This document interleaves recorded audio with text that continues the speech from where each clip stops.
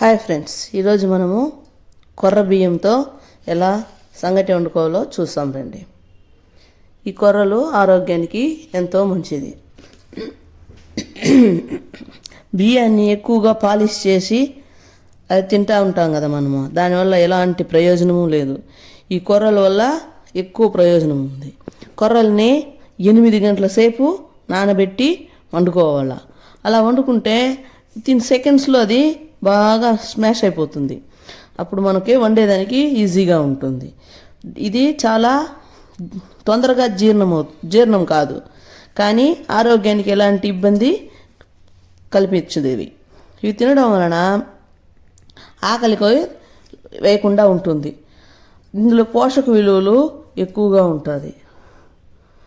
ఈ బియ్యంలో మనకు అంత కొర్రల్లో ఉండేంత పోషక విలువలు లేదు కాబట్టి అయినా మనము పొద్దుకి అవే తినుకుంటూ ఉంటాము. ఇది మెట్ట ప్రాంతంలో పంట చేపిస్తారన్నమాట. చిరుధాన్యాల్లో ఎక్కువగా మందులు కూడా పిచికారీ చేయరు కాబట్టి మనకి మంచిగా ఉంటుంది. మన ఆరోగ్యానికి ఇది ఎంతో మేలు చేకూరుస్తుంది. మన ఆహారంలో దీన్ని మనం చేర్చుకోవడం వల్ల బరువు కూడా తగ్గుతామన్నమాట. బియ్యాన్ని ఎట్లా వండుకుంటామో మనము అట్లే వండుకోవచ్చు. బియ్యాన్ని 1 గంట సేపు నానబెడితే చాలు, కానీ కొర్రలను అలా కాదు, 8 గంటల సేపు నానబెట్టాలి. పీచు, కాల్షియం, మాంగనీషు దీంట్లో పుష్కలంగా లభిస్తుంది. ఇది ఫైబర్ రిచ్ ఫుడ్. దీంట్లో ప్రోటీన్ కూడా ఉంటుందన్నమాట. బి వైటమిన్స్ అప్పుడప్పుడు మనం చెక్ చేసుకోవాలి, బాడీలో ఉందా, ఎంత ఉంది, ఏమని. ఈ కొర్రల్లో అది పుష్కలంగా లభిస్తుంది. ఐరన్, హిమోగ్లోబిన్ని కూడా ఇది పెంచుతుంది. నాడీ వ్యవస్థని శుభ్రపరుస్తుంది అనమాట. పొంగలు, ఇడ్లీ, దోశ ఇట్లాంటివి కూడా దీంట్లో చేసుకోవచ్చు అన్నమాట. మనము 8 గంటల ముందే కొర్రలు నానబెట్టుకుని బాగా కడిగి పొయ్యి మీద పెట్టి ఉడికించినామన్నమాట.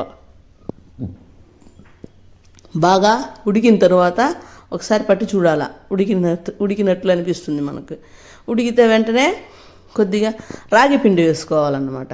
ఫైబరు, కొర్రలే ఆరోగ్యకరమైన ఆహారం అంటే దాంట్లో మనము రాగి పిండిని వేరే కలిపినాము, అది ఇంకా ఆరోగ్యము. ఈ సంగటి తింటే బలం వస్తుందన్నమాట. నీరసంగా ఉండే వాళ్ళు కూడా కొంచెం ఎనర్జెటిక్గా ఉంటారు ఈ ఆహారం తినడం వలన. దీన్ని పంట చేయడానికి ఎక్కువ నీళ్ళు కూడా అవసరం లేదు. తక్కువ నీళ్ళతోనే ఇవి పంట చేయొచ్చు. మనం ఇలాంటి ఆహారాలు, తృణధాన్యాలను తింటూ ఉంటే మనకి ప్రాచుర్యంలోకి వస్తుంది. అప్పుడు ఈ పంటలో ఎక్కువగా పండిస్తారు.